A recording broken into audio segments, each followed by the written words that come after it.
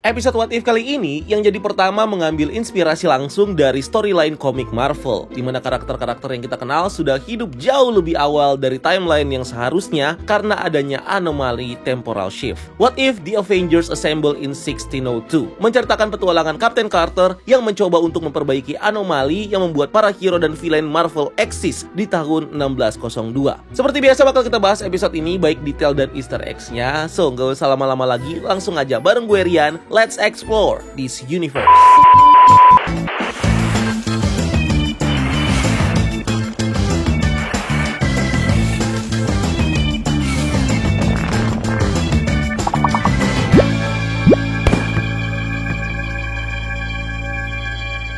Series What If episode 8 menceritakan bagaimana jadinya kalau universe Marvel yang berada di timeline abad 21 jadi terikat dengan universe Marvel di tahun 1602 yang membuat kedua universe ini berada dalam ambang kehancuran. Melanjutkan cerita dari episode sebelumnya, setelah Scarlet Witch mensummon Captain Carter dari universe-nya, Captain Carter sekarang bekerja untuk Ratu Asgard Hela yang sekarang memerintah di bumi. Captain Carter punya tugas untuk menyelesaikan masalah Rift yang mengancam dunia mereka. Rift ini jadi semakin kuat dan menyedot Hela. Carter sayangnya nggak berhasil menyelamatkan Hela. Carter lalu dicap sebagai orang terkutuk yang membawa kesialan dan malah diburu ke seluruh negeri. So, untuk menyelesaikan masalah ini, Nick Fury secara rahasia menginstruksikan Captain Carter untuk mencari time traveler yang terdampar ke universe ini yang jadi awal mula terjadinya bencana Rift ini. Captain Carter akhirnya meminta bantuan Tony Stark untuk mencari time traveler itu. Tony Stark membutuhkan stone yang ada di scepternya King Thor untuk jadi resource energi dari mesinnya, di mana mesin ini mampu mencari dan mengembalikan time traveler itu ke masanya. Captain Carter kemudian meminta bantuan dari Roger Hood dan kelompok pencurinya. Ada Scott Lang dan Bucky. Mereka lalu diserang sama pasukan Yellow Jacket yang diperintah sama ajudan raja Sir Harold Hogan untuk menangkap Captain Carter. In the end, Captain Carter berhasil tertangkap sementara komplotan Roger Hood berhasil kabur. Captain Carter lalu kabur dengan menemui Bruce Banner dan memaksanya untuk menjadi Hulk supaya mereka bisa kabur dari penjara. Captain Carter akhirnya menyusun rencana dengan Tony, komplotan Roger Hood dan Bruce Banner untuk mengambil sektornya King Thor. Pertarungan terjadi di mana Scarlet Witch dan Sir Nicholas Fury juga ikut membantu Captain Carter untuk mendapatkan scepter itu. Captain Carter lalu mengaktifkan mesin Tony dan mereveal si time traveler yang ternyata adalah Steve Rogers. Di mana anomali ini tercipta ketika Steve Rogers melawan Thanos di Wakanda dan tanpa sengaja mengenai Time Stone yang membuat Steve akhirnya terlempar ke universe 1602 dan mengakibatkan terbukanya rift yang bisa menghancurkan kedua universe itu. Alat Tony lalu mengembalikan Steve Rogers ke masanya dan universe ini pun akhirnya bisa diselamatkan. Setelah kejadian itu, Captain Carter malah terjebak di universe ini dan dijemput sama Strange Supreme yang datang untuk merekrut Captain Carter. Oke, episode ini jadi salah satu yang menghadirkan paling banyak cast original MCU. Ada Hayley Atwell sebagai Peggy Carter, Samuel L. Jackson sebagai Nick Fury, Elizabeth Olsen sebagai Wanda Maximoff, Tom Hiddleston sebagai Loki, Mark Ruffalo sebagai Bruce Banner, Jon Favreau sebagai Happy Hogan, Paul Rudd sebagai Scott Lang, Sebastian Stan sebagai Bucky Barnes, dan Benedict Cumberbatch sebagai Strange Supreme. Episode ini mengambil direct inspiration dari komik Marvel 1602 yang inti ceritanya sama kayak episode ini. Para superhero muncul sekitar 400 tahun lebih awal, di mana mereka lahir dan besar di era ini. Para hero kemudian menyadari bahwa ada yang salah dengan universe mereka, di mana sering muncul kondisi cuaca aneh yang dianggap sebagai pertanda kiamat. Ternyata kejadian aneh itu disebabkan karena anomali yang disebut sebagai Forerunner, di mana Forerunner ini adalah seseorang yang berasal dari masa depan yang kehadirannya mengganggu kestabilan realitas sampai di titik kehancuran. Para hero harus berusaha memulangkan Forerunner ke timeline asalnya untuk merestore kembali universe-nya ke keadaan yang seharusnya. Nah, karena episode ini adaptasi langsung dari komiknya, jadi kita bisa compare langsung nih. Ada beberapa perbedaan dan persamaan ceritanya dengan episode ini. Yang pertama, di series dan di komik, universe ini sama-sama tercipta karena Captain America Steve Rogers dari timeline lain yang berpindah ke masa lalu dan disebut sebagai Forerunner. Bedanya, kalau di series, Steve berpindah ke masa lalu karena event Infinity War. Steve nggak sengaja mengenai Time Stone di gauntletnya Thanos dan membuatnya terlempar ke 1602. Steve kemudian lupa ingatan dan menjadi sosok Robin Hood di universe 1602. Kalau di komik, Steve ditangkap dan dibuang ke masa lalu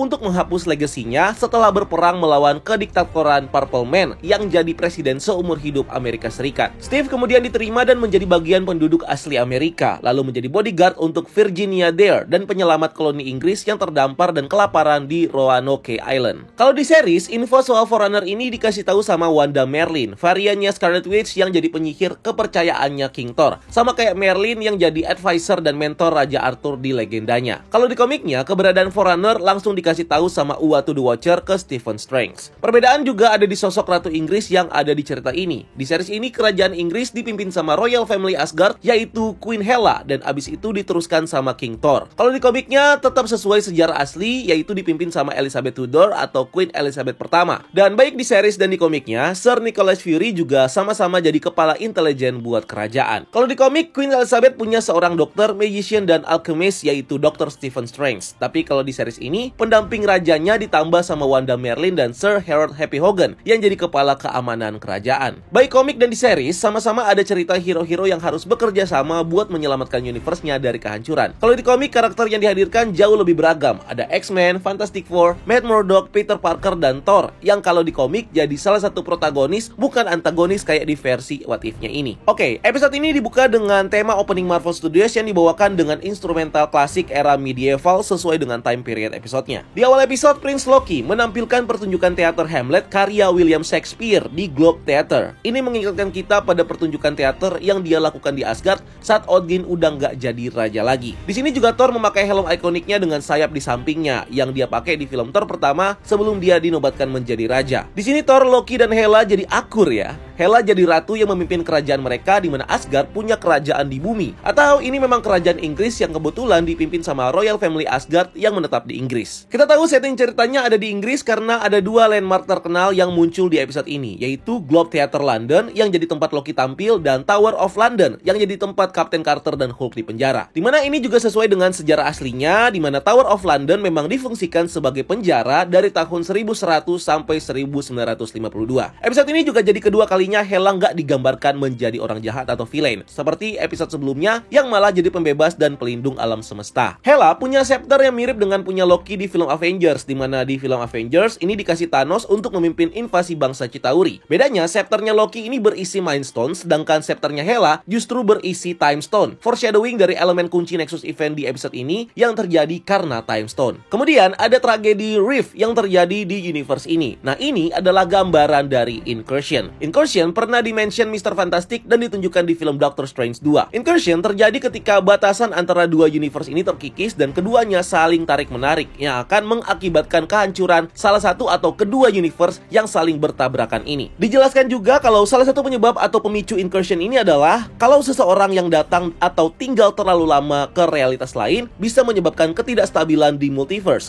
which is ini terjadi di episode ini. Ketidakstabilan struktur ruang dan waktu terganggu saat Steve Rogers terlempar ke timeline lain yang mengakibatkan universe itu kolaps. Nah, waktu ngobrol sama The Watcher, Captain Carter juga ngasih penjelasan tentang kejadian di universe ini, yaitu dua periode antara tahun 1600-an dan awal abad ke-21 telah dikompresi menjadi satu, saling menempel seperti dua potong permen karet, dan kalau dia nggak menemukan cara untuk memisahkan dua periode waktu ini, universe-nya akan hancur. Ini adalah penjelasan yang sama untuk juga menggambarkan Incursion. Thor kemudian naik menjadi raja setelah kematian kakaknya Hela, mirip kayak Thor di film Thor Ragnarok, di mana dia terpaksa jadi raja Asgard untuk menyelamatkan semua warga Asgard dari Ragnarok. Nick Fury juga sempat nge-mention soal Isle of Ego, Nebula Observatory, dan Groot Groves, nge-refer ke Nebula, Ego, dan Groot yang somehow juga berada di bumi. Mungkin mereka juga ikut menempel ke anomali ini dan masing-masing mereka juga muncul sebagai bagian dari bumi, di mana Ego cuma jadi pulau dan bukan planet, Nebula bikin observatorium, dan Groot yang punya kilang anggur terbaik yang jadi kesukaannya King Thor dan Happy Hogan. Captain Carter juga ternyata aware sama keberadaan The Watcher yang lagi bikin narasi. Nah, kenapa nih dia bisa aware? Apakah ini ada hubungannya dengan Carter yang sebelumnya direkrut sama The Watcher? The Watcher merupakan fifth dimensional being, dan ketika Peggy ditarik ke Nexus of All Realities, mungkin ini membuat Peggy jadi punya awareness yang melebihi ruang dan waktu 4 dimensi. Sehingga setiap kali dia terlibat di petualangan multiversal, kemampuannya ini jadi aktif dan bisa melihat dan berinteraksi dengan The Watcher. Di episode ini Happy Hogan muncul lagi, dan Happy di sini ternyata udah jadi Purple Hulk. Di sini dia juga dipanggil The Freak. Nah, ini sama kayak kekuatannya di episode 3, di mana Happy nggak sengaja kesentik darahnya Bruce Banner yang bikin dia bisa berubah jadi Hulk berwarna ungu. Nah, dengan Happy yang punya kemampuan sama seperti di episode 3, mungkin kejadian Infinity War yang bikin Steve kelempar ke masa lalu terjadi di universe-nya Happy di episode 3. Makanya Happy tetap punya kemampuan yang sama. Di universe ini Happy Hogan juga tetap jadi ajudan. Bedanya dia kerja untuk Thor, bukan untuk Tony Stark. Dan dia malah merasa terhina waktu Captain Carter bilang di universe lain dia sahabatan sama Tony Stark. Itu disebabkan karena Tony Stark di universe ini adalah pemabuk dan inventor yang sering dianggap gila. Tony Stark di sini diceritakan punya masalah dengan alkohol, dimana ini memang diadaptasi langsung dari story-nya di di komik. Terus di reveal juga kalau Thor masih punya Mjolnir di universe ini, tapi dia ngasih hammernya ini ke Loki. Sepertinya di sini hammernya nggak butuh syarat worthy atau nggak dimantrain sama Odin, makanya bisa dikasih dan dibawa-bawa aja sama Loki. Yang sayangnya malah dihilangin juga sama Loki. By the way, kalau diperhatiin di tempatnya Tony Stark, di belakangnya ada alat yang mirip kayak siluetnya Mjolnir. So mungkin hammernya ini jatuh atau ketinggalan dan diambil sama Tony yang penasaran sama Mjolnir. Kita juga bisa melihat ada beberapa armor dan helm dengan desain yang berbeda-beda di tempat Tony, dimana ini mungkin merepresentasikan berbagai armor Iron Man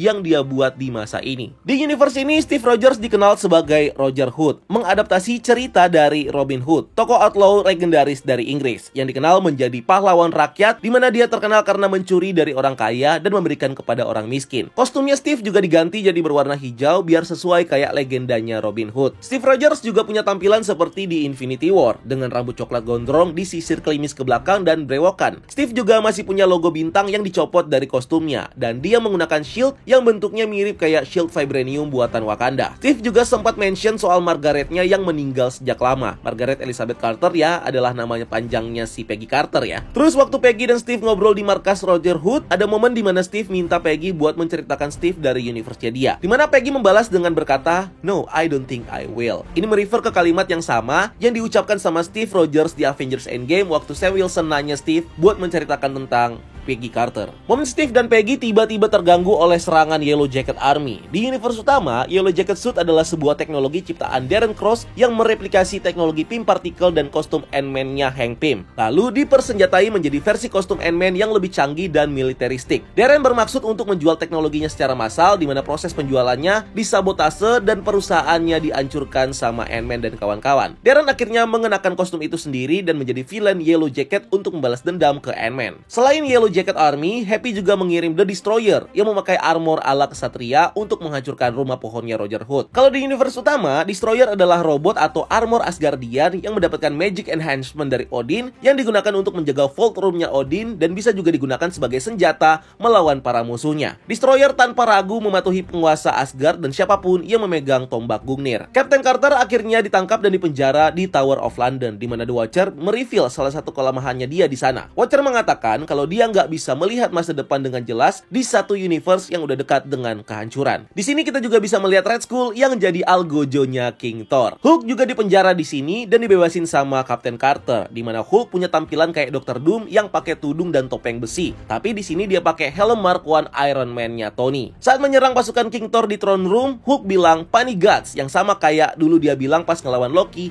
di film Avengers. Puny God.